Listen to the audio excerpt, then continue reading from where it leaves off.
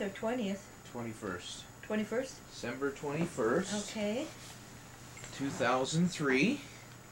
Oh, you want me to say this, or you already? Yeah, well, but I've already said it, so it Right. doesn't matter now. Right. Last time we were talking about your early 20s, really. You were just around 18, 19 years old. And you were talking about some of the friends you had back then, and maybe some of the last times you had talked to them. Recently you've tried to make some contact with them, but there weren't any that you really had visited with since then. That's right. That's right. Although they were always in my thoughts, especially Elvira Bertolo, and Lena Perugini, and Mary Lou Innocent. So now, who are your closest friends now? Now, I guess my closest friends would be you and Heather, and Connie and Jack, definitely. And we're friends with Nessie. I like Nessie at work. She's a real nice gal. Well, tell... Real and friends as far as like Shooks and Dentons, I would consider them my friends. Not real close friends. We don't have a lot of close friends other than Robinsons and you guys. Now, who are the Robinsons? Okay, Connie and Jack Robinson. We met them back in 1978 when we first moved in here. We moved here in 77, but it was in 78. I wanted to try and find someone for my son Jason, who at the time was only 4 years old. And I guess it was in 77. And I'm kind of gutsy sometime. I wanted friends for Jason, and I knew that she had a boy, Stephen, who was a year older than Jason. So I drove up there one day and I knocked at her door and I said to her, "You don't know me, but I'm your neighbor. I have a little boy, Jason, that is 4 years old, and I would like to become friends for him. I am not a coffee clatcher, so I'm not going to be at your door and in your house all the time." But I said, "I would like to become friends for my son, Jason." And she laughed, because she says, even today, sometimes she'll mention about me saying, "I'm not a coffee clatcher and I'm not going to be pestering you," you know. But it was that. Did you become coffee clatchers a little bit? No? Never, no. We never did. What's a coffee clatcher? What is a coffee? Is somebody that comes knocking at your door, "Hi, I come over to have a cup of coffee," and then sit down and stay for hours. Yeah. You know. And I was never one for that anyway. Even in the old house on Leslie, as long as we lived there, which was 22 years, the only one that on occasion that I would have a coffee with would be Flo Lane, and then maybe 10 minutes, long enough to have a coffee, and then go out. And I would say maybe about once every 6 months. I was never one to. Dad was my friend, okay. He wasn't just my husband, he was my friend. And I never enjoyed going out with women, you know, like a bunch of women get together and then go out maybe for lunch or dinner or something like that. Because always in the back of my mind, Dad was there. Because he was my friend, and I enjoyed myself with Dad more than I did with anybody else. And I thought, why should I be wasting my time out with a bunch of women? Not that I didn't like them, but I wanted Dad, and he wanted me. I think. Where are you, Dad? Can you dispute the fact? Where is he? He's in the kitchen right now, and he doesn't have his hearing aid, so. But, no, Dad was my friend. So now, the Robinsons, and who else? You named a few other names. Well, Shooks and Dentons, but we did not visit with them as much as we did at Connie and Jack. Now, who are they, and how'd you meet Oh, okay. Shooks lived down the road here, and they had two girls, Jody and Kathy. And Kathy is a musical director at high school, I believe it is. Or high school, okay. Yeah. And horses. They are very big in horses, and that's what the Jody is doing right now. And I don't know whether you remember me taking you over to her place to have her teach you how to ride a horse. Do you remember that? Yep. Yeah. Didn't I fall off? No, no, you didn't fall off. I I would have think been did hysterical. At one point. No, Well, maybe did you? I didn't Why? tell you. Well, maybe there was another time when I wasn't there. You know. Let's see. And then, of course, Denton's. Neighbors they have, too, right? Yes, they are neighbors also. Now, this is all in Livingston County. This is not anything to do with the old neighborhood. Okay. And in the old neighborhood, we had the Torminas and Emmingers, and then Yards, Flo Lane Yard, that we were friends with. We still keep in touch with them all the time. There again, we never went out with them. In those days, we went out with, well, we used to go over to Windsor with May and Bill, and then with Who are May and Bill? Uncle, Aunt May and Bill, her husband Bill. That is Dad's mother's sister. Okay. And we used to go over to Windsor and visit with them. They were quite a few years older than us, but we really hit it off well. Now here, getting back to this neighborhood, Connie and Jack were the ones that we really did visit. We used to go snowmobiling with them, and I'm sure you remember those snowmobile days. Dune buggy, just spending a lot of time visiting with us, like on a weekend, you know, maybe Saturday night or Friday night, they'd come over. And in those days we had a few drinks, which I'm sure you remember, and we really had a good time. It was a real good friendship time, especially with the snowmobiling and all. Of course, now in later years we've got all kind of drifted apart.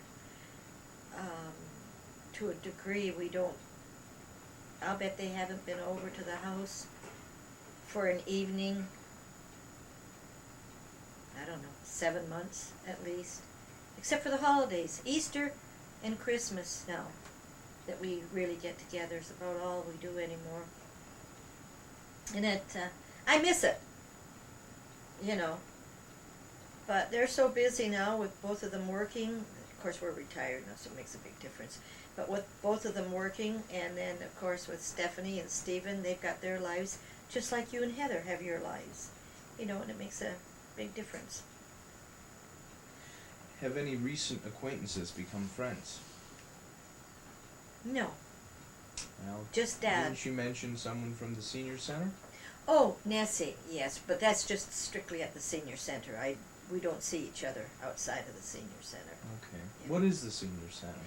Okay, this is where all your old ladies and old men go. No. The senior center is a place, I think when you get older, you don't have as many friends as what you used to, because they all drift apart, move to Florida or wherever. And it's kind of like a gathering place for people to go, and there you have your lunch, which costs you $2. And then they have cards and bingo, and then they put on shows. It's nice. So. And right now what I do there is I volunteer in the kitchen, Mhm. putting out meals on Wheels for the elderly that cannot get out. And so then we make up these meals, and we have volunteer drivers that take the meals to the people, which is nice. They get to know them. And how many days a week do you do that? I only do it one day a week, Thursday, from about 8 o'clock in the morning until about 3 in the afternoon. So you've got a lot of friends there now, eh? Yes, I do. Yes, I do. Acquaintances, let's put it that way. You know, a lot of them. I really enjoy myself there. It's a lot of fun. Have you ever gone to a class reunion of any type? No, I missed it. I didn't know it was on. And I missed it. No, I haven't. Do you have any friends who've become famous? My son? I can just see him in years to come. Damn, I wish I could be like a little mouse and be able to stick around, you know, and see what the future brings.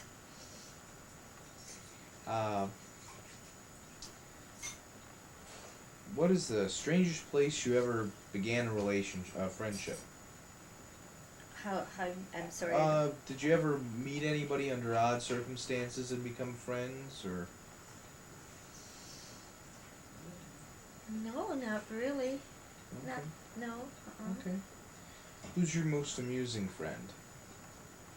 My husband. Okay. And my son. And Heather. Heather tickles me. I really get the biggest kick out of her. I don't know whether she realizes it or not, but she does some little things and I think that are so cute. You know, she's like a little girl and I love it.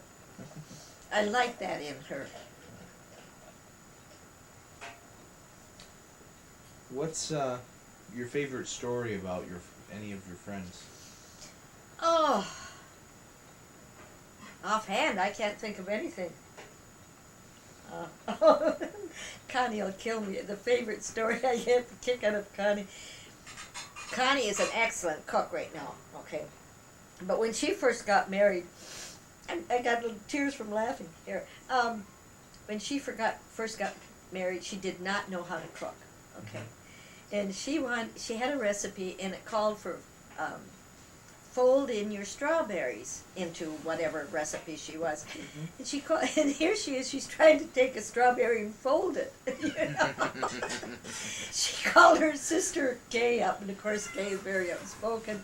She says, "Well, you dumb banana." She says, "You don't fold strawberries." She says it meant just to stir them in gently.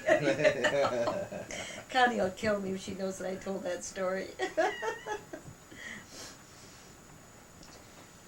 Now, who within your family has been your best friend? Oh, my brother. Bronny and Judy are my best friends. And my mom and dad were, although my mom and dad, we were close, but I never ever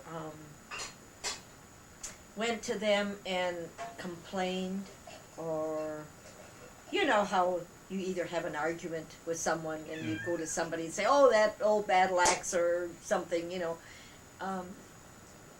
But they were my friends, you know. But not to the respect where I would give them my problems. I'm broke today or something like that. And of course my husband and you guys. So, tell me about your relationship with Ron and Judy. With who? Ron and Judy. We really have gotten closer in the last few years because, you know, we're so far away from one another that, you know, you talk to them once a week and that. But in the last few years, I think we've gotten closer. I think maybe because all the kids are gone and you call them up rather than pester the kids, you know. Although they're close to the kids, too. The kids call them up all the time. And, of course, now that Carmel has little Tyler, you know, that makes a big difference to that little grandbaby.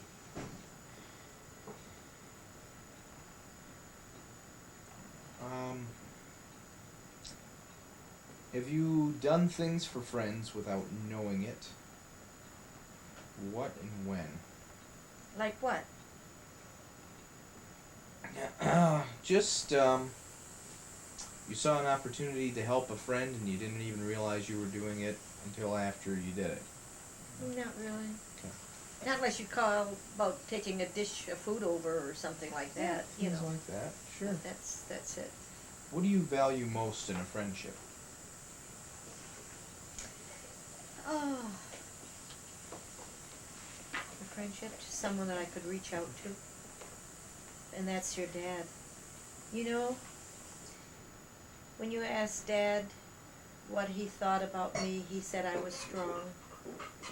The reason I'm strong is because Dad is my rock. He is someone I can reach out to, someone I can lean on. And he's always there for me. That's the best friend in the world. And I need a tissue because I'm going to slobber all over. Yes, Dad's my friend. He's my rock. It's the only way I can put it.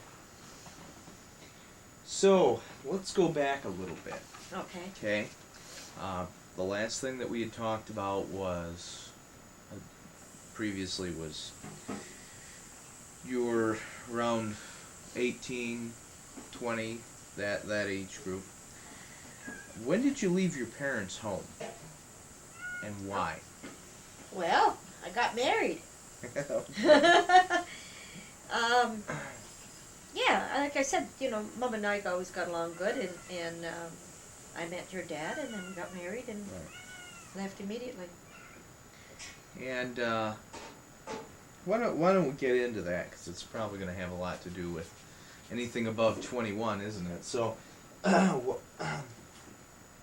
did you meet?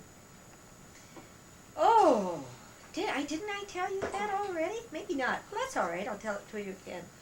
I had just turned 21, and Len and I decided to go shopping over to Sioux, Michigan, and we decided to stop at the bar and have a drink. Now, you must understand, over in Canada, you definitely had to have an adult with you before you were 21 to be able to go into a bar. And then only they had theirs separated. All the men were on one side of the bar, and all the women were on the other side of the bar, unless you had an escort. Then the man was allowed on the women's side. Like if it was a husband and wife, girlfriend, boyfriend, then you were allowed on the women's side. But otherwise, the men were all separate. So, but anyway, we did go to the bar. It's the first time I'd been in a bar. No, I take that back. I went into a bar on the Canadian side. When I reached 21, Mom and Dad asked me, well, what do you want for your 21st birthday? And I said, okay. I said, I'd like to go out to dinner with you and Mom and Grandma and Grandpa and Ronnie. And then I said, I'd like to go to a bar, since I'd never been to one. Mm-hmm. And, I have another story when I did go to a bar. I'll tell you that. So, to us, it was a novelty for Len and I to go to this bar. Mm-hmm. And that's where I met your dad. He came in with two other fellas and a wife of one of the fellas. And he was sitting at the table, and we were in the back part. And he looked over, and we were kind of on a higher level. Mm-hmm. And he looked over and nodded, and of course then we eyeballed each other. And as I'm leaving, as Len and I are leaving, because we had to catch that last ferry home to go. Anyway, he said to me, "Are you leaving?" And I said, "Yes, I am." Gave him a great big smile, Well, he got up and followed us out, and he asked, he caught up with us and told me his name, and he said he'd like to go out on a date, and I said, okay, but it'll have to be a double date. Mm-hmm. He said that can be arranged, and so that's how we met. It was kind of nice. Being picked up in a bar, God. Well, you were going to tell us a story about going into a bar. Oh, yeah. All right. Lena came from a large family, okay, Lena Perugini. And we were all going to get together on Halloween. As you know, I love Halloween. And we all dressed up completely. Couldn't tell whether we were male or female or whatever. And we decided we were going to go all to the bars, just to make a round at the bars, see what was going on. And last thing Dad said to me, he says, whatever you do, don't go into that bar in the West End. It is really a rough bar. So naturally, that's the first place we went. We got on the bus, because nobody had cars then. So we got on the bus, and we went to the West End. Well, we walked into that bar, and we're still looking around, and as I said, all the men are on one side, all the women, and of course, naturally, we were on the side where all the men were. Well, this great big, God, to me, seemed like 10 foot, but, he come up, he was drunk, and he come up and he says, I'm going to see who's underneath all these masks. And he come towards us. Well, we scattered so fast you wouldn't even believe it, It was fun. We had a good time that night, though. Hmm. So, you met, Daddy, yes. right? And you met on what date? It was Friday the 13th. Okay. Yes, November, Friday the 13th. Okay, my birthday was November 9th. I was 21. What year? 1954. 3. Okay, 1954. 3. 3, right. We got married in 54. Okay. 1953, November the 9th is my birthday, and then I met him on Friday the 13th. My happiest, luckiest day in the world. And then after that, we had two dates, and then on the third date, Dad said, I know it's a little soon to tell you this, but he said, I want to marry you, and I said, okay. You know, I knew a good thing when I saw it. Anyway, God, I don't know what's the matter with me. All I want to do is bawl. Sentimental today. God, I need a tranquilizer or something. Anyway, that's it. So where's the first place that you lived? That we lived? Okay, we lived in Sioux, Michigan. It was an apartment, upstairs apartment. I really liked it. It was 3 rooms. Kitchen, the living room. God bless you. Thank you. Kitchen, living room, and the bedroom upstairs. It was a nice apartment. It was big rooms. It was one of these old houses, you know. Mm-hmm. That's where we lived. And we lived there from about for a year. We were married April the 24th, 1955, or 1954. And we lived there from then until the following April, April, following April. And then that's when we moved to Detroit. Dad got out of the service then. How much rent did you pay in your first apartment? God, I don't remember. Do you, Dad? $79, was it? I think it was 60, 65. Or was that the house payment? I don't I remember. don't know, but it's in there somewhere. Yeah. Within $10. Now, how long were you in the apartment before you bought a house? Well, in that apartment, we were in it for a year. Uh-huh. You know, from the time we got married, April 1954 till April 1955. And then we moved to Detroit, and we stayed with his mom and dad for, I think it was about 4 months, 3-4 months, till we found a house. We were going to get an apartment, but we knew that we couldn't get an apartment only for a couple, 3 months, you know, until we found the house. And then we moved in that house. It was, I think it was August the 24th. I know, I'm just looking at you to make sure that that was the date. August the 24th, I think it was. Now you remember Dad was carrying a chest of drawers on his back, and he had a fit of hay fever sneezing. Went down on both knees.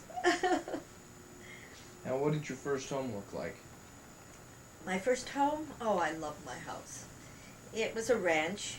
It wasn't, it was, so I don't know what size it was, 24 maybe by 50, 45 feet, something like that. But it was a nice home. I always said if I could, and it was brick, and I always liked brick. It was brick with just a little bit of aluminum siding in the front. Well, not aluminum, in those days it was wood in the front, just a little bit. I always said if I could have taken that house and moved it onto an acre, I would have been just as happy with that. Although I love this house because it is much bigger, you know, and more. I like this because of the paneling. I like the dark look, and I love paneling. It always gave So me does a Jason. warm feeling. And I know Jason thinks it's too dark and too close, but you know, if you had the ceilings up. But anyway, I like this. It's cozy. How was it furnished? At that time? Yeah. Oh my. At that time, the only new thing we had in there was the bedroom outfit, which we still have. At that time, it was a gray bedroom outfit, and then we painted it white through the years. After all, let's face it, it's close to 50 years old, you know. And still the original mattress. Can you believe that? That was, and then the rest, We got an old kitchen table from Lee's mom and dad, and we got an old chair, and we got that we brought that old couch of mine that I had in the beauty parlor that I had for my customers to sit on. It was a pull-out with the metal arms with a little bit of wood. It was the couch and the two chairs. Did they have two chairs or one? Anyway, and we had that. And then gradually, naturally, then we bought all new. But that was gradual, Everybody had leftovers in those days, and then gradually we renewed everything. Then we did get Dad's mom and dad had a it was his bedroom outfit. Twin beds with a desk and a chest of drawers. We had that for the longest time in the guest room. I had it fixed up really nice. It was a nice bedroom outfit. And then when Ronnie and Judy needed a bedroom outfit, we gave them that bedroom outfit. And we took our white bedroom outfit and painted it and put it in the guest room, and then bought the bedroom outfit we had now. So everything was gradual. There was nothing all at once. But it was always something to look forward to. Now, how long did you live there? For 22 years. Dad fixed up the basement really nice. I liked the way that basement was, what we did to it. Do you remember what your address was? 1536 Leslie. And that was Detroit? Westland. Westland. Yeah. It was Wayne for a while, and then it became Westland. Do you remember what year you actually moved into that house? Yeah, it was 1955. 1955. Yeah. We were married in 54, and that was in 55. Do you remember how much you paid for that house? $12,300. Is that right, Dad? Mm-hmm. Payments were about $76 a month, I believe. 62. 62? Okay. Should have bought a half a dozen of those houses.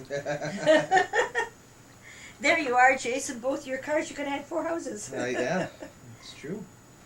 A little bit more than that, maybe even. All right. So, what room did you like the best in any of your homes? I guess my living room. Why? Was always, well, that's where we always sat and Oh, was comfortable and cozy. I like my living room. any this room? Yeah, this one okay, too. this one. Okay. And the other room. Two, or you like the other one better, or? No.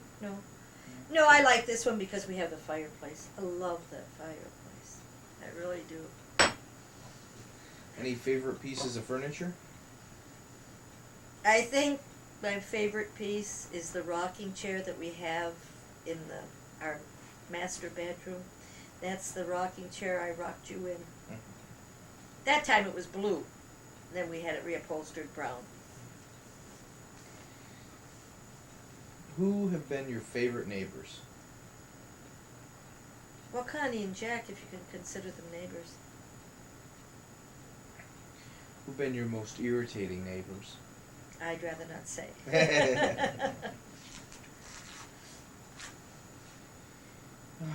Now, No, at that time I thought of her as being irritating, but I look back, she was all right. You know how things go. so let's step back to when you first got married. Okay. How did you meet your in-laws? Okay. Like I said, I met Dad in November. December he went home for Christmas. And then in January,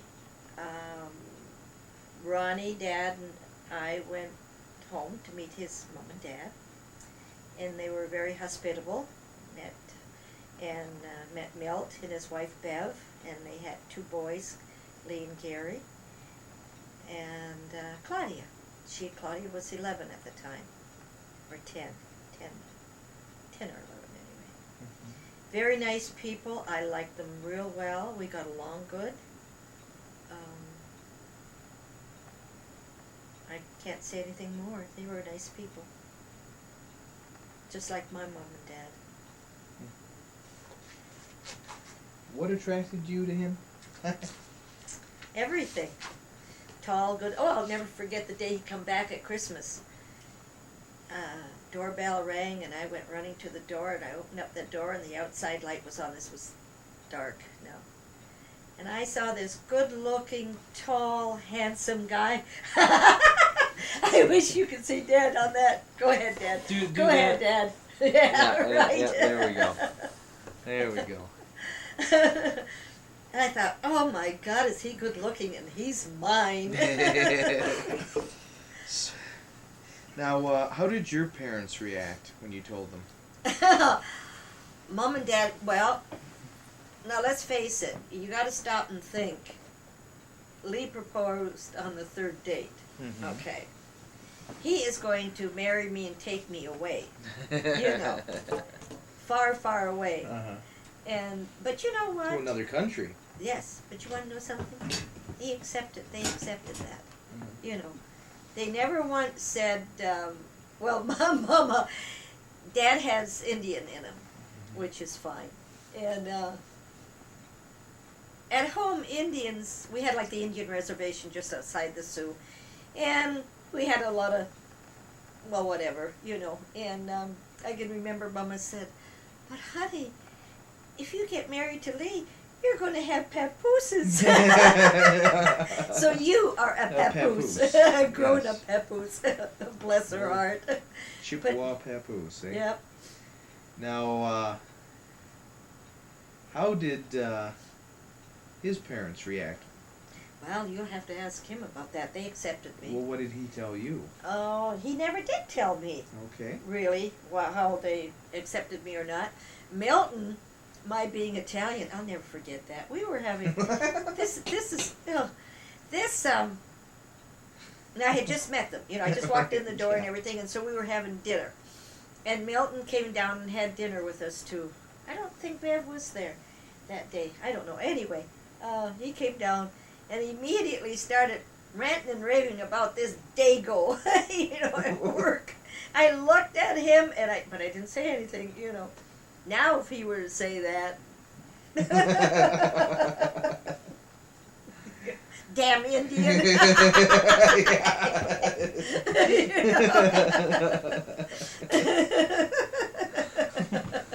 We'd have to have a peace pipe.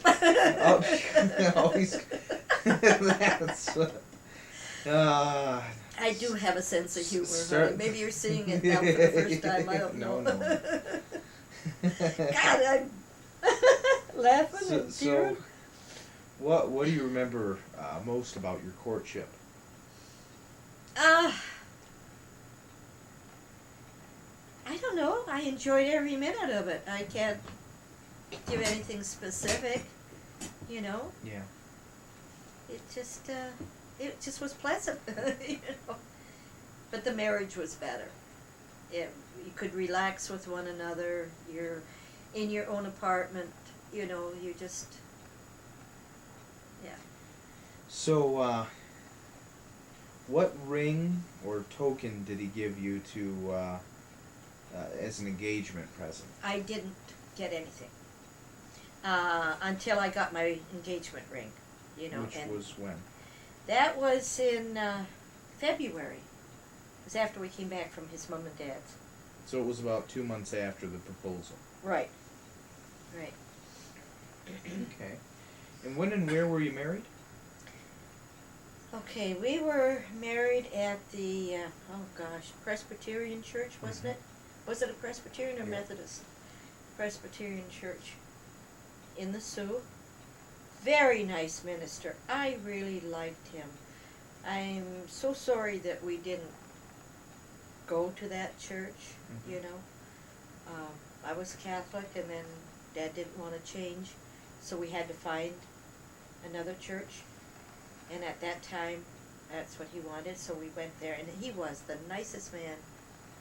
He really talked to us like a Dutch uncle, you know, not to how to get along, and he was nice. I use that expression, Dutch uncle. You didn't know what I meant. That's in our day, when you said like a Dutch uncle, it's like an uncle that is going to talk to you and tell you right from wrong, and that is Tell- considered a Dutch uncle. Tell it the way it is. What's that? What? That's a Dutch uncle. I just did. Yeah, I know. I'm not. Okay. No. He's reinforcing your statement. Oh, okay. What did you wear When? during the marriage? Oh, I ceremony? had a real nice wedding dress. Mm-hmm. It had a little jacket Mm-hmm. with a stand-up collar, such as this. Mhm. You know.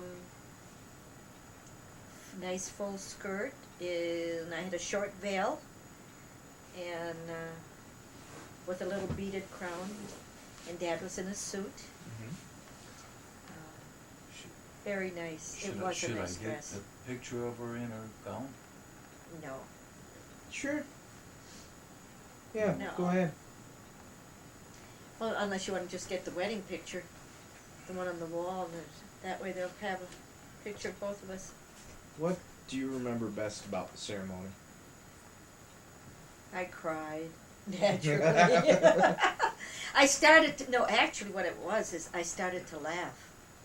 I got a hysterical laugh, and everybody thought I was crying, but I was laughing. Don't ask me why. It was a nice wedding. We went to Mom and Dad's after the wedding. Actually, we had quite a few people. Plus, they had about 100 people at the wedding. Okay. You know. And in those days, you drive around all to the whole neighborhood and everything. So, Be able to get that in, all yeah, right? there we go. Yeah, kind of fit it in up there, all right. Okay, Thank you. all right. Long time ago. No, we had a very nice wedding. Mom and Dad really went all out for us. I never really realized how much they went out for us. You know, at the time. What do you they mean? just- well, how much they spent, you know. We had it in their basement because Mom and Dad really didn't have an awful lot of money, and but there was 100 people, and they had a woman come in and cook up some dinner for us, you know. And then after the wedding, we went to a motel. Mm-hmm. Uncle Frankie had arranged for a motel room for us as a wedding present, and he owned the Northern Ranch Motel at that particular time in the Sioux. So he knew other people, you know. It was nice. And then after that, the very next morning we left. We didn't go on a honeymoon. We came to Detroit to see his mom and dad. Okay. And that was it. Did you receive any wedding presents? Oh, yes, I did. What I were got a they? beautiful comforter from my grandmother Toffley. Uh-huh. In fact, it's still there. It's a burgundy one. It's on our bed in the main bedroom. I got that, and of course, the wedding for Mom and Dad, and so many. Oh, geez, let's see, blankets and towels and everything that you can imagine. Some dishes and pots and pans, and money. Most of it was money, really. Mm-hmm. The gifts actually were more from the shower Oh. that was given to me by my grandmother than anything else. But for the wedding, it was mostly money. Any other good photographs of the wedding? Yes, we did get some. They were mostly all a lot of snapshots, and then we went to a photographer's and had pictures taken. We had, what I really liked was the family portrait, you know, with Mom and Daddy and Dad's Mom and Dad. That was nice, the whole family. Now you can look back at them and, you know, and think back. Did you, what were the first things that you bought together for your apartment, or maybe just even your home? Was the bedroom outfit? Oh, it was the bedroom outfit. It was the bedroom but, outfit, yeah. Let's see if we can get a good shot of all sorts of glare, but There we go. Okay. A shot of the itself. All sorts of reflections.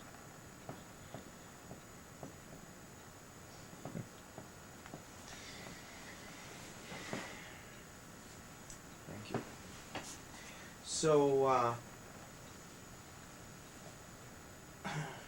what surprised you most about your in-laws after you were married?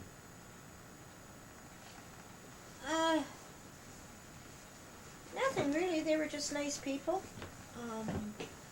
Now, I used to call my mom up a lot when I was single, when I'd go to the beauty parlor. Sure. And Dad's mom never went for that. What do She'd you mean? always wonder why I was calling. You know, if I had a specific reason for call. She was a very busy lady. Mm-hmm. You know, after all, she had to take care of Grandma.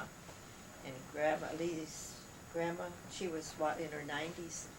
And she was a busy lady, taking care of them and such. So she wasn't one to talk on the phone a lot. That surprised me. I was expecting, like my mom, you know, my mom Right. was always on the phone with me. You know, Mhm. she was either calling me or I was calling her, Right. you know. But very nice.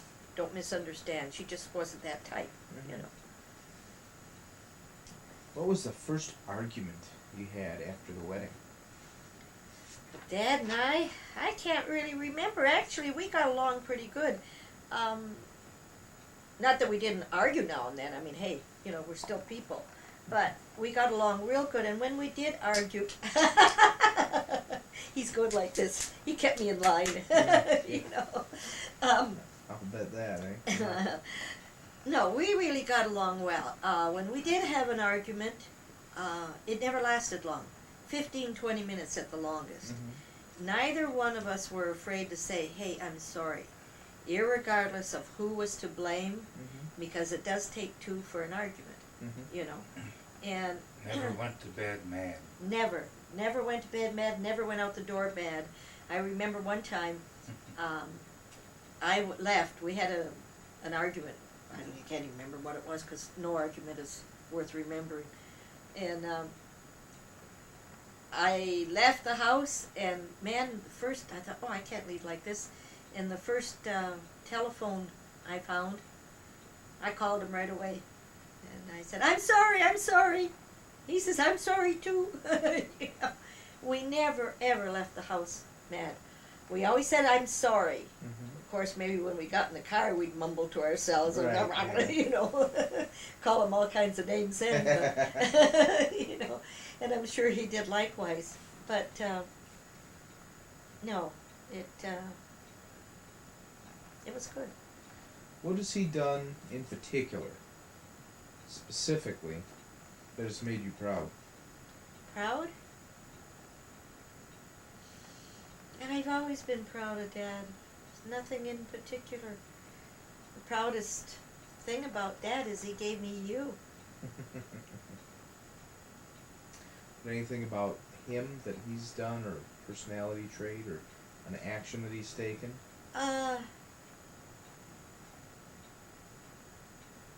Some of the jobs that he went after, like especially like Executone, he didn't know anything about Executone. And man, he went in there and just took right over. Now, what pastimes, games, sports, leisure interests do the both of you share? Oh, okay. We went golfing, especially with me and Bill over in Windsor. They belong to the country club over there, so we used to go golfing over there. Fishing, Mm-hmm. hunting, snowmobiling, dune buggy riding, motorcycles. Name it, we did it. We had a good time.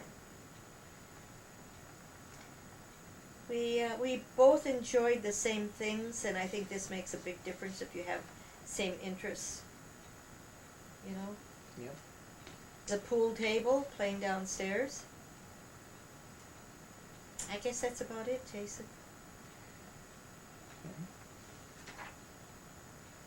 Any particular stories about your grandparent or your parents that stick in your mind? Oh, Mom and Dad. Okay, we used to go fishing, mushroom picking. That was the thing with Mom. She loved mushroom picking. Dandelion picking. We used to make salads, or she'd boil it up the way you do spinach, Mm. you know. My mother was an excellent cook, no matter what she made. She was a cook that I always said she used to caress her food. She'd stand over that stove and just caressed her food and everything was good, you know.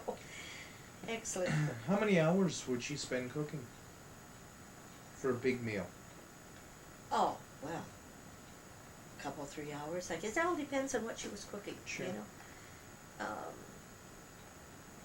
Like her homemade soups, I mean, a homemade soup even takes a long time to make. By the time you cut up your chicken and clean it and put it in their pot and add your spices and boil that, and then you have to strain it to get all the fat off, let it cool off, take all the fat off, and then you add your vegetables or noodles or whatever. I used to do that. I'm glad I don't do it anymore. I'm getting lazy. But anyway, it took a long time, especially in those days. Don't forget, you couldn't go to a store and buy a lot of that stuff. What would you do then? Well, Mom, we used to have what they called a guy that used to come down the road, down the street, selling chickens, Mm-hmm. but they were alive. Mm-hmm. So go out and buy 2 or 3 chickens and clean them up. And we didn't have a refrigerator. We had ice brought in, you know. And then, Describe that.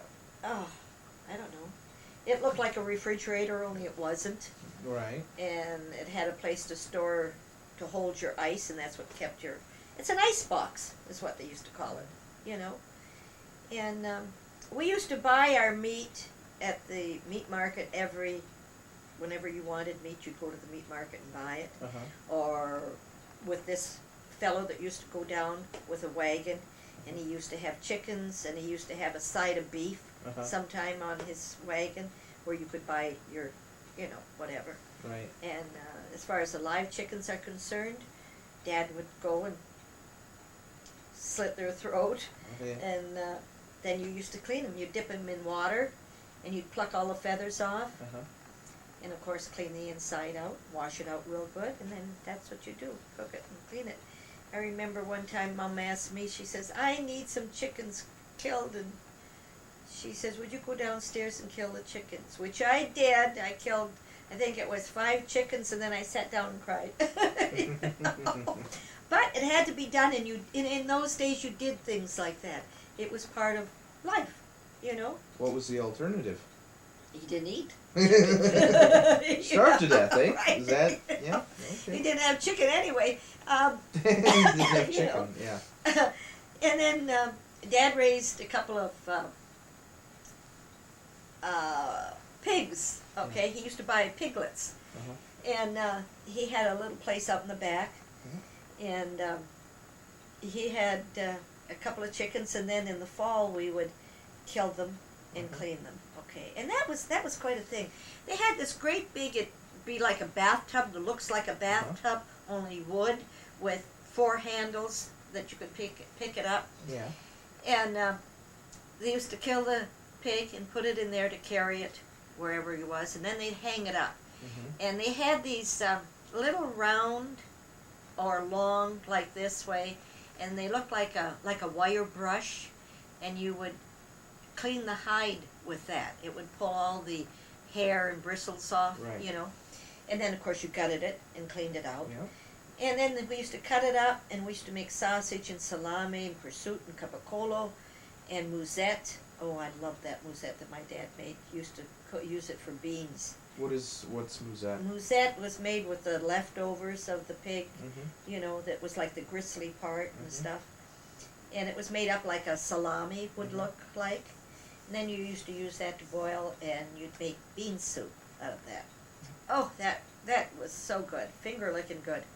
But anyway, that basement used to smell so good, and then we used to make our homemade wine. I think today knowing what we could do today, the recipe that Dad had for homemade wine was so good. Could have made a fortune, even with his salami. Of course, you know, to me, he made it the way I liked it anyway. Right, yeah. You know, so it was good. Hmm. Did you ever take any trips as a child with your family? We took one. We went to Boston to visit. My grandpa Akavati had a brother in Boston. God bless you. So we went to visit them. We had a good time. I was about 14, and Ronnie was 4. So, did you see a big difference between, I mean, the Sioux was a border town, but did you see a big difference between... Not really, because we just went to the house, you know what I'm saying, and then they did take us out lobster fishing. One of the boys had a lobster boat, just like what you see on television where they have all the lobster nets out there, you know, and he would pull it up on the boat. All I can think of is how it stunk, you know, of fish, and because they had to use dead fish and stuff to catch the lobsters and stuff. But oh, those lobsters were so good, you know, once they were cooked. Okay, so that's what you had done. That's the big trip that you made. That's the big trip that I made. Of course, Mom and Dad went out. Yeah. You know, they took them to a bar, and not a bar, but a nightclub, you know, and stuff like that. Did you ever, growing up Canadian and coming to the States when you were 21 to live, even though you were always on the border, was there ever a difference between Canada and the States or anything like that, culturally or just anything? Well, first of all, cars. There wasn't that many cars at the Sioux. You know, none of the sons had cars until after they got old enough to be working and such, you know, so every home only had one car, you know, so the traffic here was different, you know. What was I thinking of just a second? Oh, television. We never had television up there at the Sioux. There was no way they could bring it in, you know. So I never saw television until I was 21. Right. And my brother Ronnie was 11, and oh my God, because we had him come with us to meet Chris and Ernie, and couldn't get him away from that television. He enjoyed that so much. Oh my goodness. It was something new. Remember any of the shows when it was first on, when you first saw it? Not really. Watched, I really don't recall, because I really didn't watch it that much at that time, you know. When did you take your first plane ride?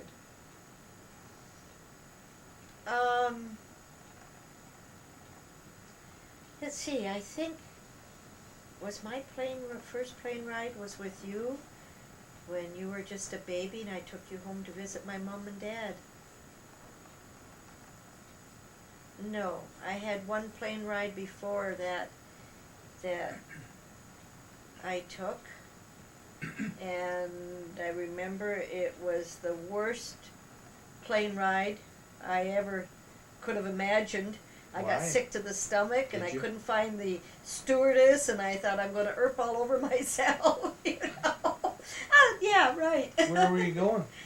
I don't remember whether I was coming to Detroit or going home to visit my mom and dad. It must have been I coming. think you were going up there. Was it going up there? No. No, couldn't have been. I think it was from the Sioux to here, because I don't think they would have given me that kind of a plane from here, you know. It seemed like it was a little 2-engine thing that had a bird pushing it or something, you know. But anyway, that was the first one, and then the second one was when I took you. So how old were you on your first plane trip? Well, honey, I must have been 21, 22. I really don't really remember. Maybe early, mid-20s, somewhere Must in have there. been. Still in your Must have 20s. Okay.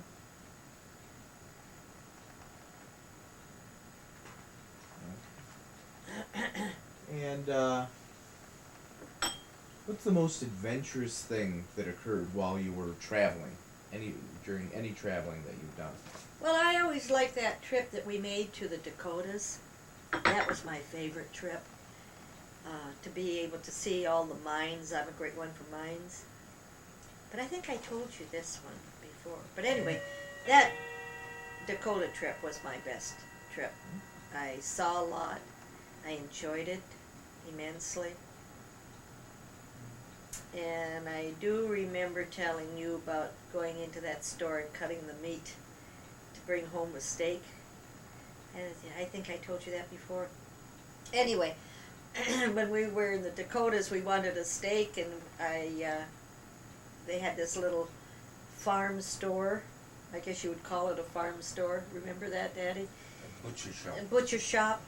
And the fellow was at a meeting or a parade for the Lions, I think it was. And only his wife was there, and she didn't know one steak from another. And we pulled out a side of beef, and between the two of us, we cut us a steak. Figured out. I think yeah. I told you that story. What's the funniest thing that ever happened to you on a trip? Well, I can't really remember anything funny, really that funny, I mean, that would even be worth mentioning. Were you ever lost while traveling? Well, we got sidetracked a few times, but I can't actually say really lost, no.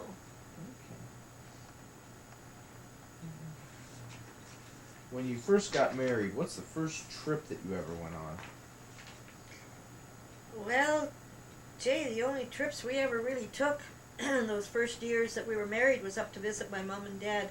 We really never took a vacation. Around the lakes. Yeah, then we did go around Lake Michigan. But that was it. Around Superior, Yeah, around Superior. Minnesota.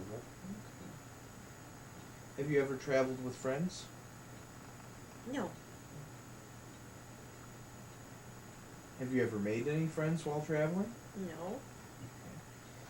Have you ever been to any foreign countries? No. Okay. Just the States, right? Just the States. As foreign as it's going to get. But anyway, I'll be seeing some foreign places on our 50th wedding Pretty soon, anniversary. That's right. That's right. Okay. Well, what places would you want to go to? If you had a... If I had to do, I would have liked to have gone to like Switzerland or places like that.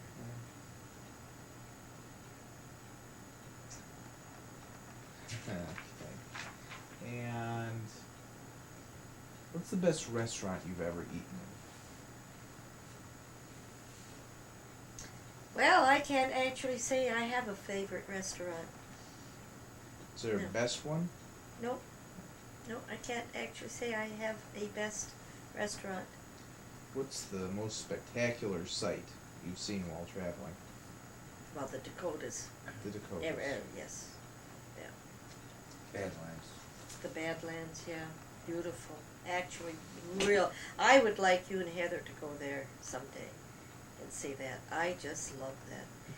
Because there was so much to see along the way, you know, Yeah. the mines and such. Of course, I'm a great one for that anyways.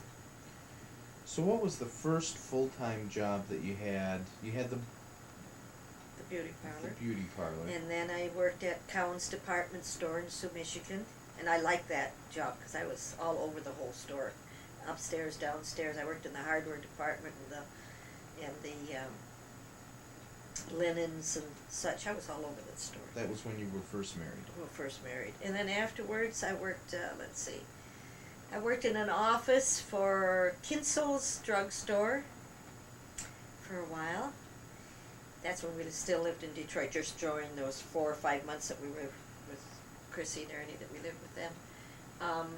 Then I went to Lazar's and stayed there. Men's store. I sold shoes. No, I didn't sell the shoes, although they had a shoe department. But I sold men's wear and children's wear, babies' wear.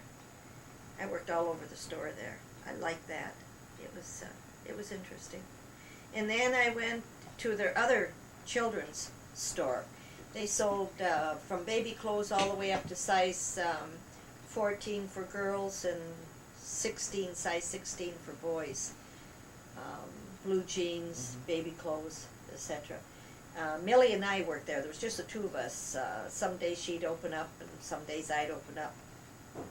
And some days I was there all day long by myself, from 9 in the morning till 6 o'clock at night, because she'd have a day off. We weren't really that busy, but for, we were busy enough for two people, but Right. when she had her day off, I was there by myself and vice versa. Or else she would come in late in the afternoon, Mm-hmm. like on a Friday, or I would come in late. We took turns. I like that. So, how much did you make when you were at? Do you remember any of your salaries or anything No, like I that? really don't. Okay. I was dumb. I stayed there. I was from the old school. You get a job and you stay with it, Right. I which believe was that dumb. Youth land, you were around $1.35 an hour. Was it that much? I don't remember. $1.35, and what year do you think that was? 56. Maybe, I guess. I really don't recall. But I was there a long time. Dumb. That's how dumb I was. I went to, I stood, what was the name of that factory there that was there, Ford's. Ford's. And I stood outside early in the morning at 7 o'clock with a bunch of people, like you Mhm. see, waiting for someone to come out and say, okay, I'll hire you or I'll hire you. And this guy came out and he looked at me. I had a little white jacket on that Dad had bought me for Christmas. And he pointed at me. He says, come up here. He says, can you sew on the sewing machine? Well, dumb. I should have said yes. Because once you get in there, those sewing machines would have been entirely different than what you have now, than your ordinary one. And I said, no. And he said, I would have hired you in a minute. And I said, well, I don't know, I could have been working there if I hadn't been so honest. Sometimes you could I should have did what Dad did when he went for executone. Yeah, I can do it, Dumb. And, I didn't. I should have. So, Tell them why, because you were so persistent.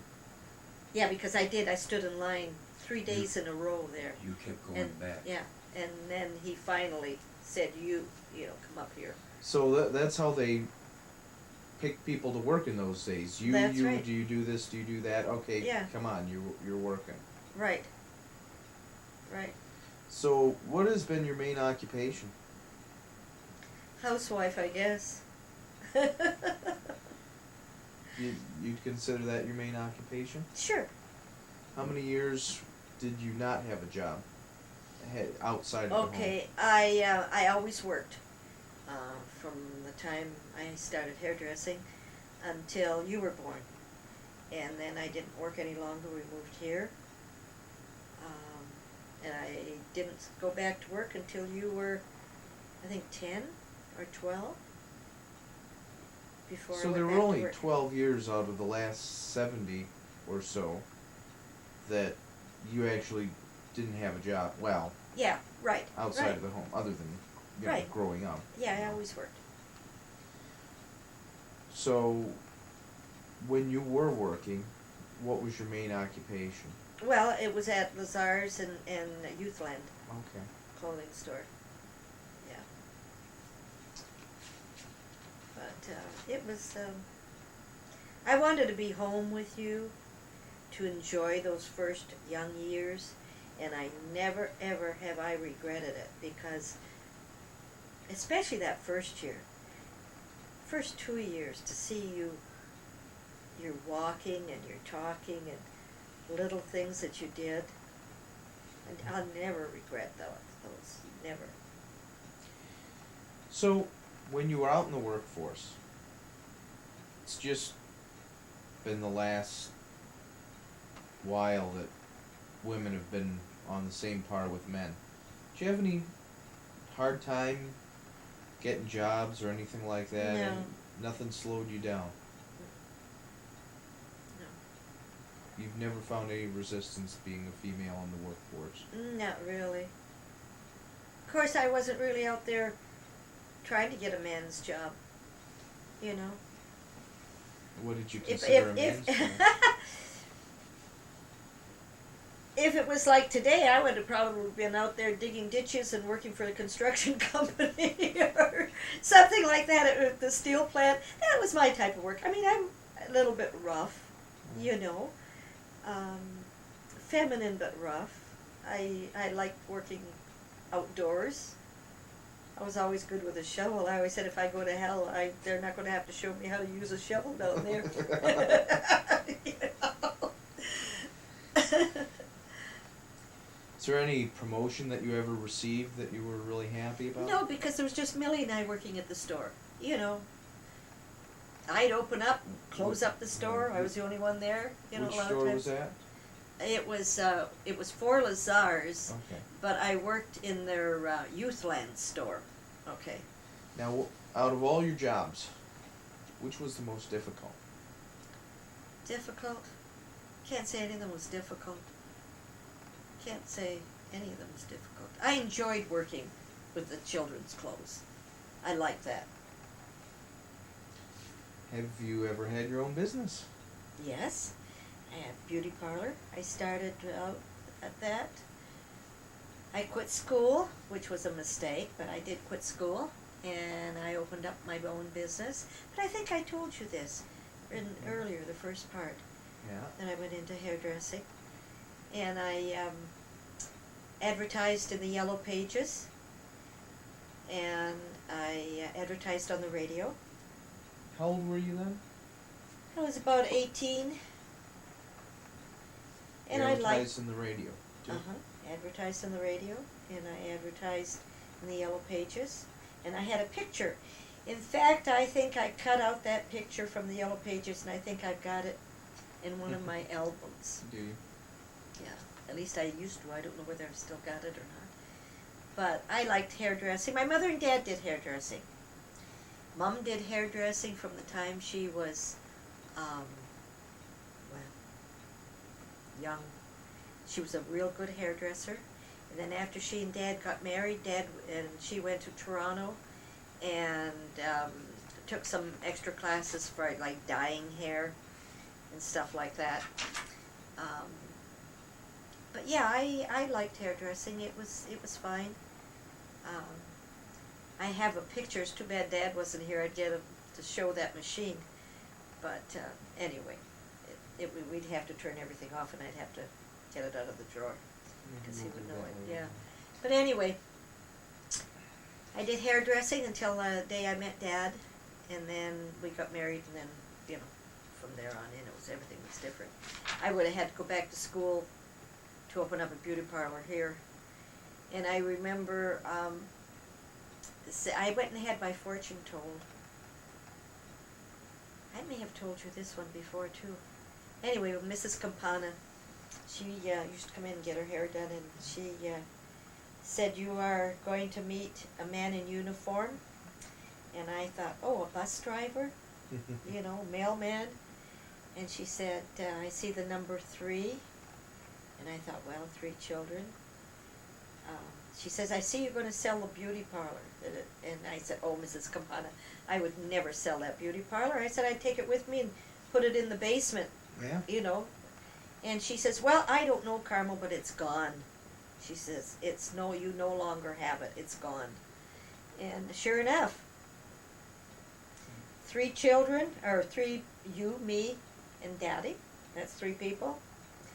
Uniform, Air Force, and sold the beauty parlor. She was right. I'll never go to another fortune teller again for fear of what she's going to tell me. Who or what has been the most important help in to you or in your work? I can't say. Not in work. In my life, the most important thing has been Dad. So what's the most extravagant thing you've ever done? Oh, extravagant thing, I guess. Buying furniture, I guess.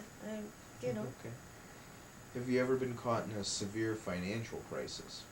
Oh yeah, lots of times. No, nothing severe. No. Been broke a lot of times.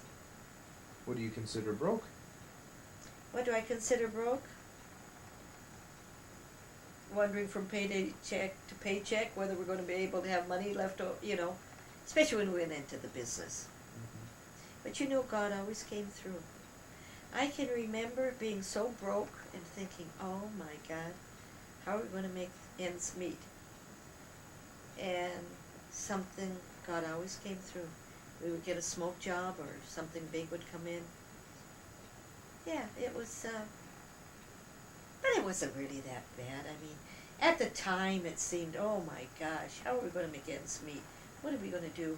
But you know, it always comes out in the wash. And like I said, God always came through. It just, just really did. So what do you think is the soundest investment you've ever made? Buying this house with the property, that's the best investment. And best investment was in you. What were your grandparents' names? Okay. On my mother's side, Carmel and Caesar Acabati. And on my dad's side, it was Augusta, or Visa as we used to call her, and Eugene, and we used to call him Gildo. Okay. Where did they come from? Okay, they both came from Italy. Which one? My father was only 9 years old when he came over with his mom and dad from Italy, and his brother was 7. That was Uncle Achille. Mm-hmm. And they had a rough road to hoe, Grandma and Grandpa Toffley. They, from what I understand, Grandma had like a rooming house there for a while. Now, when they said rooming house, I don't know if it was 1 or 2 people that she had. And Grandpa finally got a job at the steel plant. But up until then, I can remember them saying that he and my dad went and worked at the railroad, putting in railroad tracks like you see, you know. I can remember Dad saying going hungry a lot of times. And in the wintertime, I can remember him saying that they used to chase after the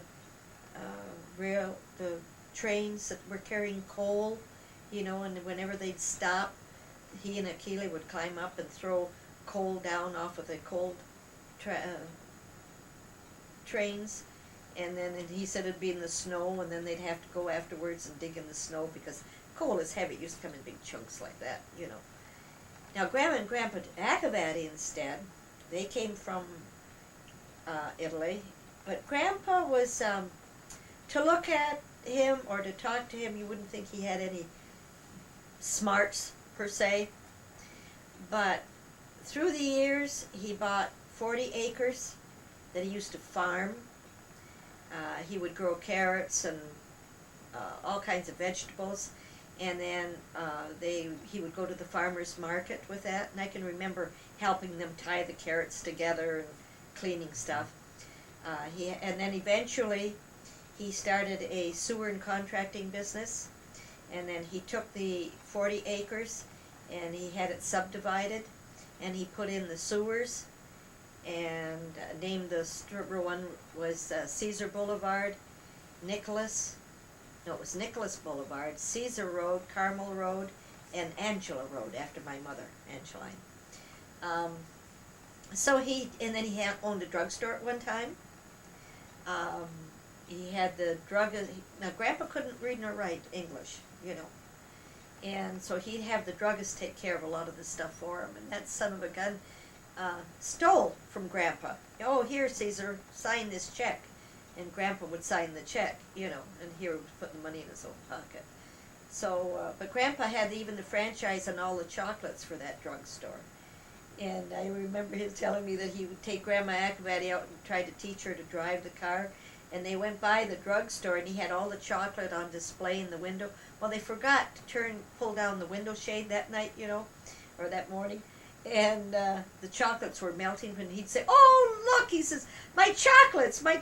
And, of course, Grandma looked, and the car, she banged it up, you know. But she never did learn how to drive the car. No. And then he also bought the old post office. Now, Grandpa is pretty clever. You had to put bids in for the post office. And what he did, the very last day, he happened to get a friend of his that knew what the bids were for. And so he found out what the last bid, lowest, highest bid put in. So what he did, he sent a telegram and put in a bid. Got it. And the guy told him, because he thought, well, this is the last day, he'll never be able to get a letter sent, or put a bid in. But Grandpa, clever, couldn't read nor write, but by golly, he knew business. Any other good stories about either of them that you can think off the top of your head? Well, I can remember going some of the things fishing, and in those days we didn't have fishing rods. Uncle Carmen, I can remember going to the bushes and cutting branches, and we tie a string on the end of it and put a hook, and that's what we used to catch fish with. That was it. Who were your great uncles and aunts? And where did they live? Okay. On my mother's side of the family, Grandma had 13 children, but only 8 lived. 2 died when they were in just a few months old, and 2 were about 4 and 6 years old. And there were 8 children left, okay. And Uncle Frankie, he owned a Northern Ranch motel. Aunt Annie, she did hairdressing like Mama did. And then there was Irene. She passed away when she was only in her early 20s. She had 1 boy. And then there was Jimmy and Carmen. Yeah, Jimmy, Carmen, and Annie and Rosie. Yeah, there was Rosie too. They all lived in the Sioux. Nobody moved away. Frankie, when he was in the Army, he met his wife, Rita, and she was from Vancouver. And they all moved back here, of course. And Uncle Keeley, that was on my dad's side of the family. He lived in Sudbury. And he met Helen. He was in a mine accident. He was working down in the mines, nickel mines in Sudbury. And there was a cave-in, and he was injured. And he was in the hospital, I think, for 3 years, or close to it. Anyway, he was pretty banged up. And he met his wife Helen there. And all their children, I liked Uncle Keela and Aunt Helen. They were wonderful, wonderful people. I only wish you did meet them. I don't know whether you remember them too well or not, but they were wonderful people. And Uncle Keeley, he could tell one story after another. I mean, he was one of these that just knew how to put it across, Really a nice man. And all his children became policemen. Donnie, the oldest one, became a motorcycle cop in Toronto. And then Bobby and Jean both became policemen in Lively, and then Jean went to Toronto and became an undercover cop in Toronto. And Keela said he used to worry because he'd come out with a beard and, long hair and whatever. And then Bobby's son became a policeman. And their adopted daughter, Sandra, because they had the 3 boys and adopted daughter, Sandra, and her son has become something to do with the police force, undercover work or something, Anyway, that's it. And of course, my brother Ronnie. Maybe we better not get into this because I think I'm repeating some of these stories.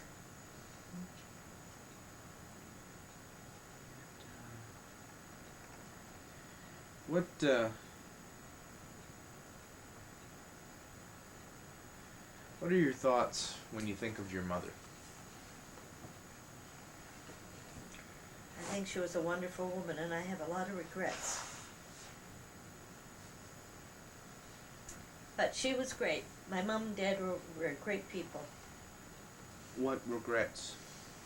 Oh, regrets I only want to hold to myself, keep to myself. What kind of personality did she have? She was gregarious is the word. She was outgoing. She talked a lot like me, she was nice. She was well liked. She was a very good, everything my mother tackled, okay, she did well. Her cooking and her hairdressing, she did well. The same with my dad. My dad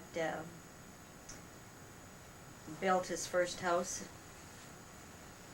with just a carpenter. The two of them built their own house. They were hardworking people. What are the most important things that you learned from your father? How to swing a hammer. I used to help him a lot when they were building the house. You know, Dad. Yeah, Well, from your mother. cooking. Though she would never let me cook. Mama was very fussy with her kitchen, but I learned a lot from her watching because I used to help her a lot.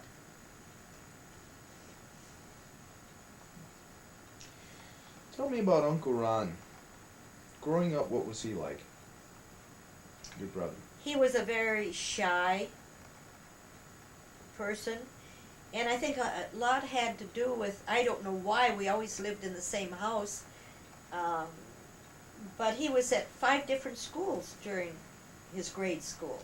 They kept switching him around. Don't ask me why. We never ever knew, but all of a sudden this school got too full or something, and then they take one class and switch it to another school, and it always happened to be his class, you know.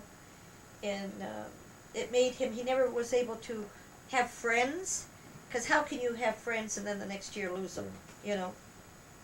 And he was very shy. A smart young man. He went to college there in Sioux, Michigan, and worked in the office, and then there again, they, just like so many of us, they closed up the doors, and then he went back into the steel plant. But he'd still worked in the office, but not the upper office, you know. I don't remember exactly what, it's vaguely in the back of my memory what he did. I can't think. It had to do with the paychecks, I think. But I'm not really quite sure. And where is he now? Well, he met and married Judy Rice. They had 3 children, 2 boys and a girl. Robbie, Craig, and Carmel, another Carmel. And he and Judy are really a couple of nice people. I really like them. And if you talk about cooking, you think I cook and like to push food on people? No, Ronnie and Judy cook a lot, and they're always feeding everybody, you know. They're typical Italian, although she's not Italian. Right. You know, I really don't know. I really don't know what Judy is, although she has Indian in her too, you know. But Mohawk there, right? I don't really Mohawk. know. Is it Mohawk? Okay. Yep. And how far back can you trace your mother's family? Oh. Well, actually, Mama's family, as far as all I know, is, okay, my grandmother Acabati, her mother, Carmel Acabati, her mom and dad were Manzo, and her name was, Tatil, and what was her name? Last name of Manzo? Last name was Manzo. His first name was Tatil, and I can't think what her name is. But anyway, they were Manzo. And they only had one child, and that was Carmel, my grandmother. Where did they come from? Well, also from Italy. They were from the middle part of Italy. Other than that, I can't tell you anymore. City. No, I have no idea. How about your father's family? Well, they came from the northern part of Italy, and from Bania. But that's all I know as far as the Italy is concerned. Now, Grandma and Grandpa had brothers and sisters in Italy that they used to communicate with on, you know, but other than that. Do you have any famous relatives? Offhand, I can't think of any. Who do you feel are your most successful relatives? And what have they accomplished? Well, my Grandpa Akavati was the most successful. But other than that, they're just ordinary people. Are there any characteristics which you think run through the family? Yeah, talk too much. Or would that be something that qualifies for just being Italian? Either way. Either way. You know. Remember that, you little Yeah, Italian. yeah, I know. You I little think papoose. That's right. Do you look more like your mother or your father? I don't know. Who do I look more? I've been told I look like Mama. I agree. But I think you change, you know, Yeah. sometimes I'm told.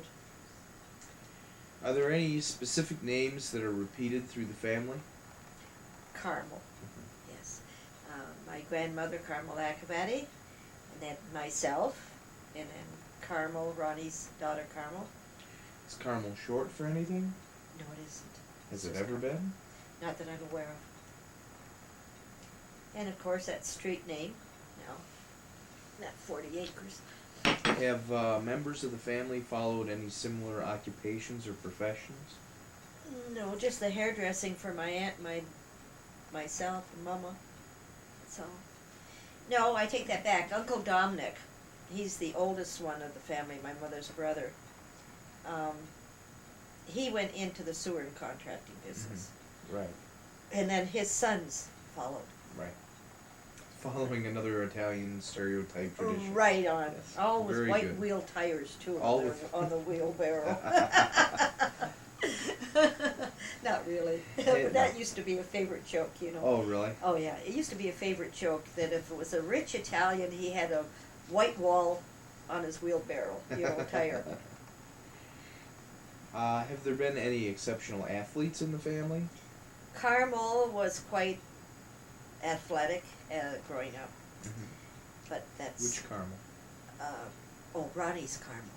Ronnie's Carmel. How so? Well, she used to be in gymnastics, and she did quite well.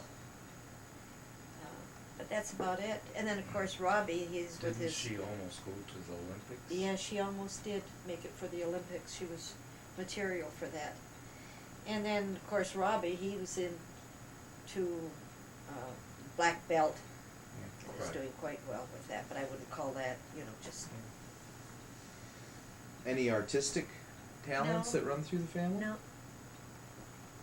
Any history of medical problems in the family? Not really.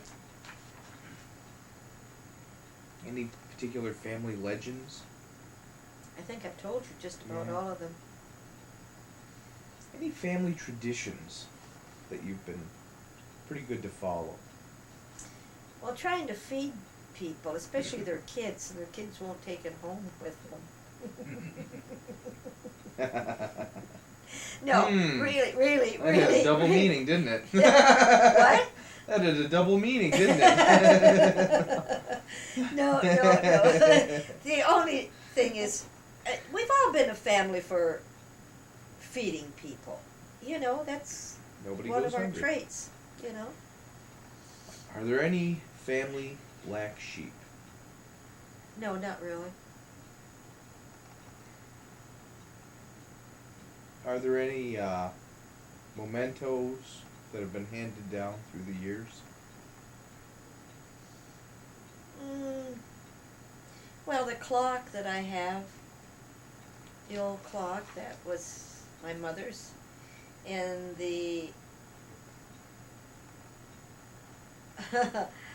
night, how would you call it, that night potty that you used to slide underneath your bed at night so you didn't have to go out to the outdoor privy. I've got that in our bedroom right there in the corner. That belonged to my great-grandmother, Mamooch.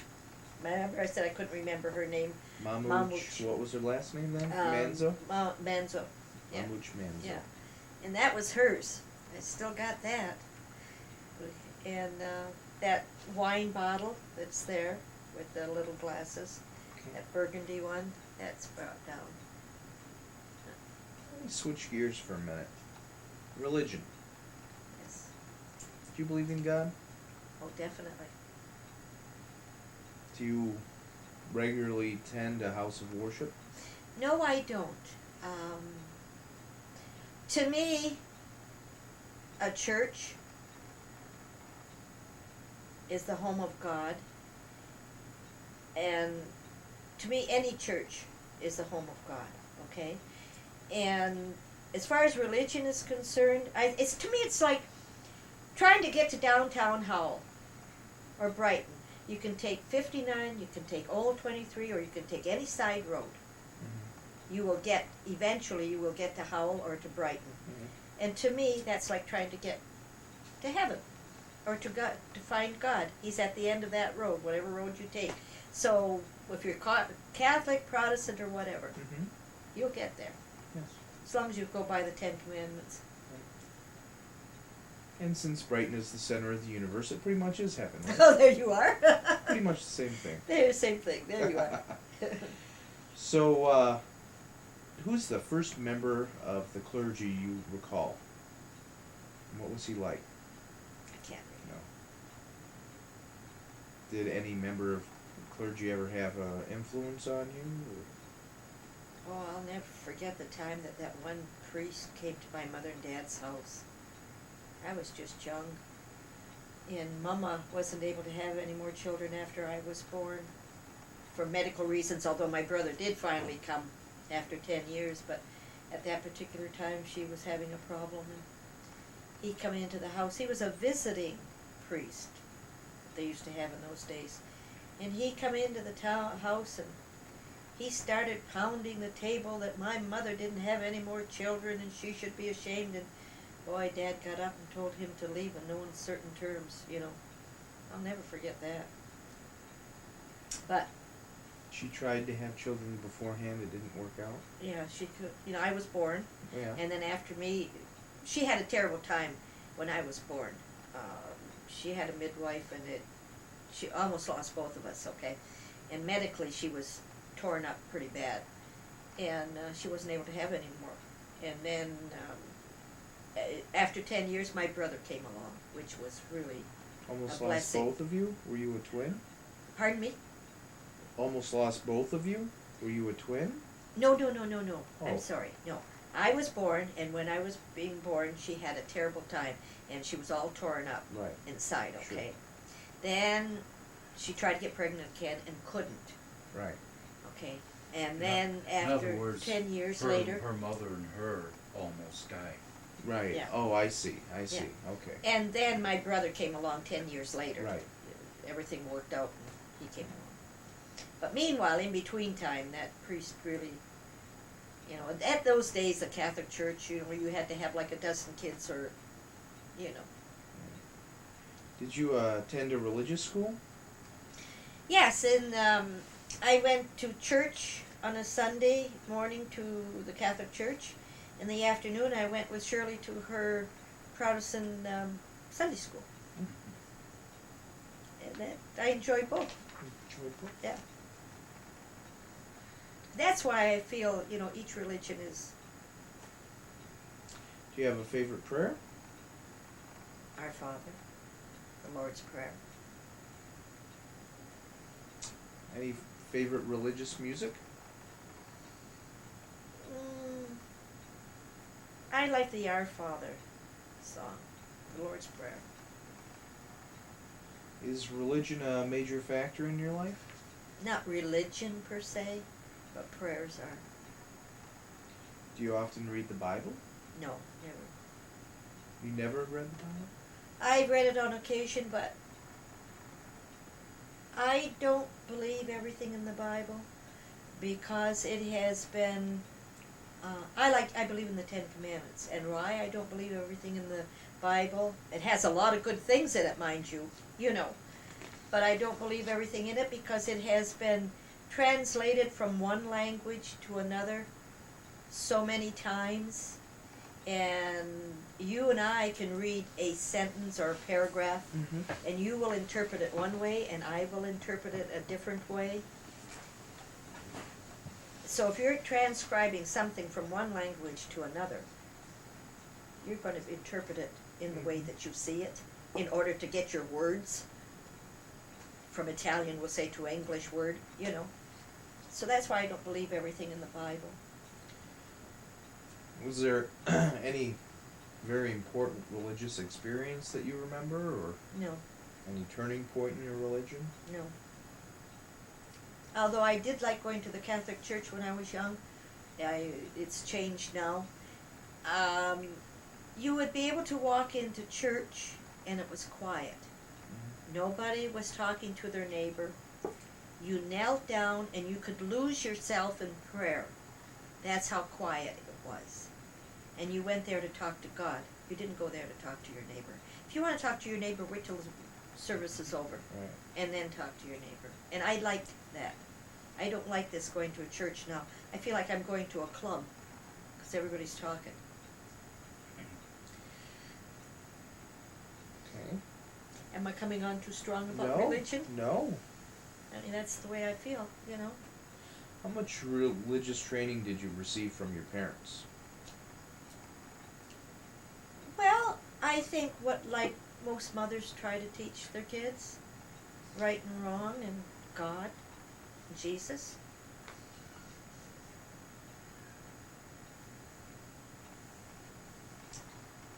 How do you feel about prayers in schools?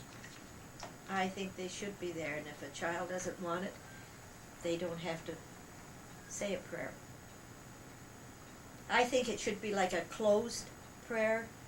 Just bow your head and say a prayer, not out loud. Then that way, anyone that's an atheist, which is a shame if they are, but if they are an atheist, the way they're brought up, they don't have to bow their head. I think it should be kept in there. Do you feel that atheists are missing something? Oh, definitely. Like what? Who do you talk to when you're scared? How much religious training did you pass on to your children? I don't know, you'll have to ask my son. I tried, but I don't know.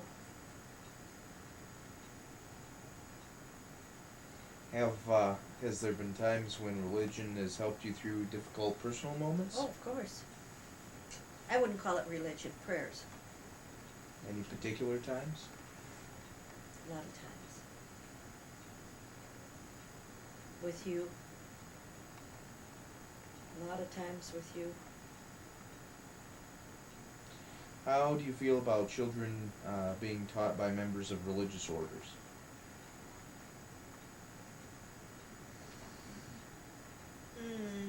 Yeah, I don't know. I really don't think I would like that. Well, I don't know. I really don't know. I guess I have mixed views depending on. I don't know, Jason.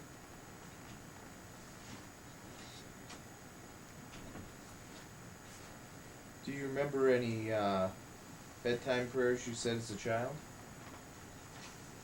That I said as a child? Well, the Lord's Prayer. What's your favorite food? My favorite what? Food. Everything. I cannot say what is my favorite food. I like everything. Anything You in know, particular? If someone said, well, you can only have one food for the rest of your life. Oh, spaghetti then, I guess. No, yeah. No, I don't know. I honestly don't know. I can't pick a thing, anything in particular. Because each day. Spaghetti would be a good one. But I suppose spaghetti, if it was the only thing, as long as it had pork in it and meatballs and veal and Yep. spare ribs in it. It's So spare- there you are, everything. Just everything in the spaghetti. That's right. What's your favorite drink? It used to be Long Island iced tea. Now it's brandy. Oh yeah? Yeah. Why did it change? I don't know. Taste change. Yeah. Animals? Pardon? What's your favorite animal? My little friend out there that's banging at the door. Shadow. Shadow the cat. My little cat. Yes. What's your favorite place in the world? My favorite place in the world is right here at home. Your favorite flower? I don't know, carnation, a daisy. Those are my favorite flowers, I think. Daffodils, violets. What's your favorite gift to give? To give Christmas balls. Christmas, well that used to be, yeah, used to, when you kids were small, I used to like to give you Christmas balls and to Christmas ornaments and Christmas decorations. I used to like to give that to Carmel and Robbie and Craig and you, so that you could carry on when they got married, so that they could have them. You've got a lot of stuff here too, but you never took it home, But anyway, that was it, I guess. It was kind of like a tradition at that time. Well, our Charlie Brown Christmas tree is pretty full. Yeah, I know. With all that good stuff. Thank you very much. Gifts to receive. I can't say. All I want is a lot of hugs.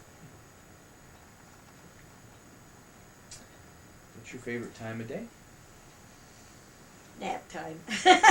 No. Nap time. Yeah. I haven't got a favorite time. Or maybe the question should be favorite time of night? Bedtime? No, I don't know. I don't have a favorite time. What are you waiting for? It sounds like you're waiting for something. Yep, you getting up in the middle of the night and reading through the evening, and Oh, that. Yeah. when Well, you have I time do. just to sit there and read a good book. Yeah. I would assume would be your answer, but Yeah. Yeah, I do like to read. when most people are asleep. Yeah. Yes, that's right. I don't sleep. What's been your favorite age? My favorite age? Mm-hmm. 40 years old when I had you. That's true. Really. What's your favorite season of the year? Favorite season of the year? I don't really have. I like the snow. I like each season as well, yeah. What? Any newspapers or magazines that you enjoy reading? I like pocket books. I like murder mysteries. Those that are full of gore and whatever. No, I like murder mystery mags. Okay. Any particular author? No, I like that Clive Cussler. He's good. I've got several others, but I don't recall them right now. How about any commentators on television? No, not really. How about singers? I like all the oldies. I like Dean Martin and Mario Long. Mario Lanza. I like his singing. And the three tenors opera, but not the real old. I like semi-classical opera. Any particular names of the songs that you can remember? No, not really. Any particular orchestra? No. Oh, I like Mitch Miller. Is it Mitch Miller? What is the one that used to have all the Singers? singers? Mitch Miller. It was Mitch Miller, was it? Yeah. Any favorite TV actors? Not really. Oh, no. I've got quite a few of them. Never mind, let's go on to the next. Harrison Ford and Yeah, Harrison Ford, but there's others too. Hanks and Yeah. Tom Hanks. Some of the old ones I like, but I can't think of the names offhand. The Lone Ranger. Yeah. Oh, well, yeah, I used to love to listen to the radio on those old, oh, What was your favorite Inter set? Sanctum Mystery and the Lone Ranger and the Black Hornet and what are some of the other ones, honey, that we used to listen Well, it's to? a Green Hornet. The Green Hornet, yeah, right, Green Hornet, and Inter Sanctum Mystery and The Hermit's Cave. Hermit's Cave, yeah, that's why I like all those spooky things. Found the house and the sun. Yeah. I gotta have some purpose in life. Alright, well, we got you on again. Okay, and you did ask me about what actors I liked. There was Ward Vaughn, Don Amici, Errol Flynn, John Wayne, and Humphrey Bogart. And I liked him with Ingrid Bergman in Casablanca. I think that is one of my favorite movies. Okay, what else? What was your favorite television show all time? I think I like that one, oh, what is that old movie that we watch every Christmas, with James Stewart, Jimmy It's a Stewart? Wonderful Life. It's a Wonderful Life.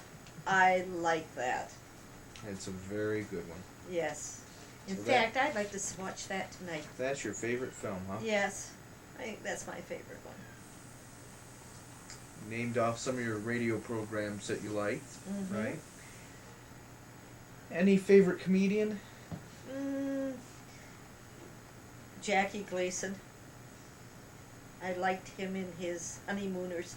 I Yeah. thought that was so hilarious. Yeah. And any particular comic strip? Oh, not really. I liked Little Abner. I always liked Little Abner. Why'd you like Little Abner? I don't know. It just because he was like such a little dumb hillbilly or something. I don't know. I just liked him. I like him. Any particular athletes or I'm sorry. Athletes. No, I don't know. yeah? Any sayings? Well, I've been coming up with a few sayings that nobody seems to know about through this conversations. No. Every generation has their own. That's right. So every once in a while I've been coming up with some. Because remember you asked me what does that mean? So you'll Every hear it generation. throughout. And they always think they invented their own little language. Yeah, well don't they haven't. You know, I don't know how many of my expressions have been through the years. Mm-hmm. Right? So, what's your favorite holiday? Well, I really think Easter has always been one of my favorite ones because we've always had such a good time with you kids TPing everything. And At Easter? not Easter, I'm sorry. Easter and Halloween are Now- both. Now, tell me about. Wait now. Okay. Let me see. I guess I like them both. I like the Halloween, and I like Easter because of all you and the Robinsons going out and looking around for all the gifts. Well, why don't such. you tell me about what the Easter tradition is? What do you? Okay. What happens then? All right. I guess I was getting tangled up with all of them. Well, our Easter, we have the Robinsons over, and we have started this tradition, I think, ever since we met the Robinsons, several years after we met them. And they would come over and we'd have Easter breakfast here. And naturally we'd have everything, bacon and eggs and stewed tomatoes, which is Jason's favorite, ham, quiche dishes, just everything.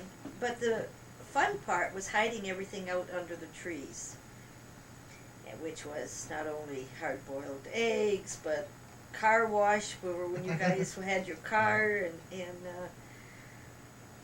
just everything. Now we have chicken and what else, Jason? You can remember some of the things that we had under the tree.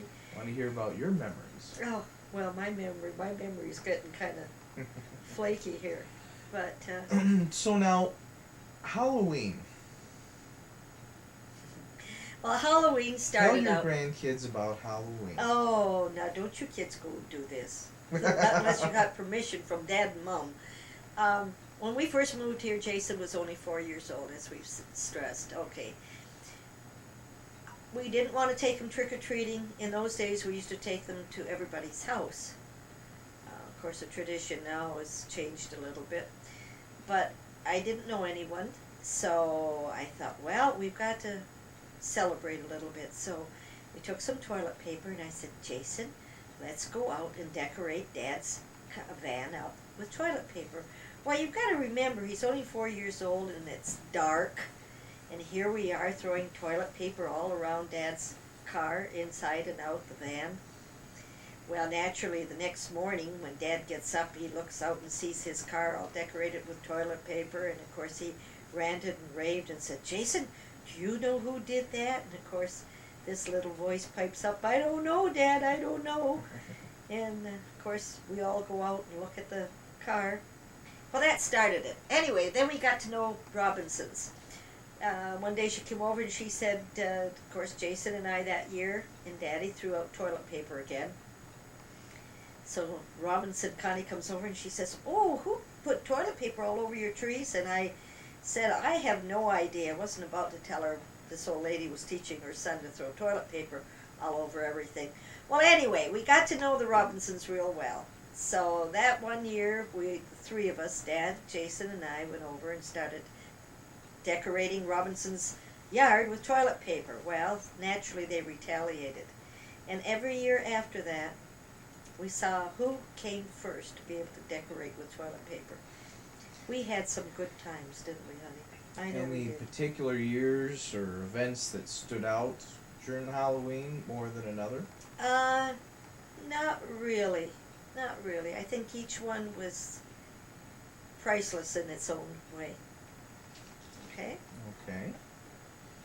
And How about you? Did anything stick out in particular? this is all about Yeah, you. I know, but we may not ever hear what you had to say. I'd like to have you throw something in. No, it's all wonderful. So, what do you consider the most important family holiday?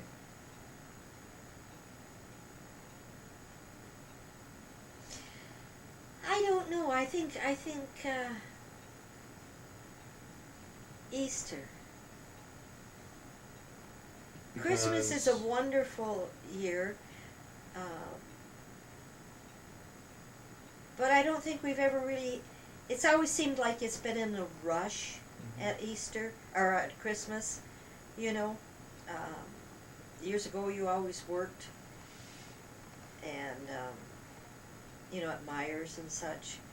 When you were little, it was really exciting because of the toys, and you used to get so excited, and your eyes used to get about this big, and it was so exciting.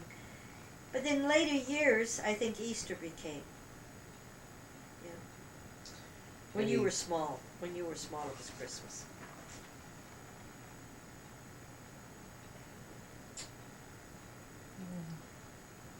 What birthdays of family members have been important celebrations? In what way? What do you mean? Any particular milestones? No, not really. What have been your best birthday parties? I can't say. Any particular gift that you've ever received that you cherished more than another? I can't think of any offhand. Okay. If I do, I'll mention it later. Any particularly memorable wedding anniversaries?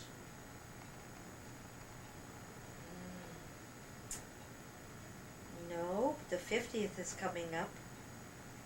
That should be quite memorable. We're going to go on that cruise with Jason and Heather to the Caribbean. Did your family gather together frequently or just for holidays? Well, don't forget, Mom and Dad were at the Sioux. We used to go there for New Year's. At Christmas time, we would go over to Mom and Dad Huntley's and Milton would go over there with Bev and the kids. And that was always a real tradition with all the family there, Claudia and all, to our famous pork pie Christmas breakfast. And then, of course, New Year's, then we would go up to the Sioux, and Mom always cooked fish, shrimp, and fulpi, and all kinds of different kinds of fish. Oh, melt in your mouth. And with Ronnie and the kids, it was always exciting then, you know. We really enjoyed that. I think it's because there was more people that you could celebrate with, you know.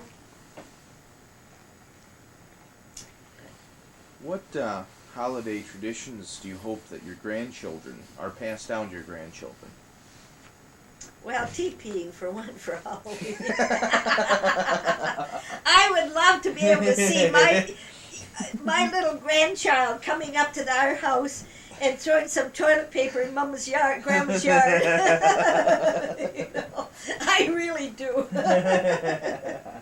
Just like you did when you were little, that very first time with your eyes as big as, just, you know, all excited at nighttime. What do you most enjoy doing? Sitting and talking to my son and daughter. And what other than that, what else? I like relaxing with a good book. I like sitting in the breezeway with Dad in the evenings. It seems that it's like a quiet time to us. And I don't know, it seems like we talk and reminisce. What talents, abilities have you tried to develop over the years? I'm sorry, what? What talents have you tried to develop over the years? Well, nothing really. Gardening? No, that's all. That's just everyday living, Jason. There's no, Tell them how many trees you planted. how many trees I planted? Oh, good gravy. Yeah, well, I used to dig up, when we moved in this place, I used to go out in the backyard and dig up trees and plant them all along the driveway. As a matter of fact, it was 22 on each side, so that was 44 trees that I dug up and planted, if you want to call that a talent. Just good with a shovel, like I told you. But I wouldn't call that really talent. Have you ever had your name in the newspaper? Yeah, when I was just a little girl at that time during the war, I had been saving pennies, and I went and Dad took me to the bank and I bought a savings bond. And it was written up in the paper, and I had forgotten all about that. And Doris Torini, a few years back, sent me, evidently at the Sioux in the paper, they reminisce things that happened years and years ago. And she sent me a copy of it, and for the love of me, I don't know what happened to it, but it said, the little write-up. Yeah. A little girl by the name of Carmel Mom came in with her pennies and bought a savings bond. So, there you are. Well, our tape's run out. Okay. So, give you the choice. We can put in another tape. I got 3 brand new ones. And we can continue on, Okay. however long you want, or we can stop right here. This is your decision. Oh, no, it isn't. Actually, it's the other way around. It's yours, and I'm going to let you make it. Well, you said, why don't we just call it quits?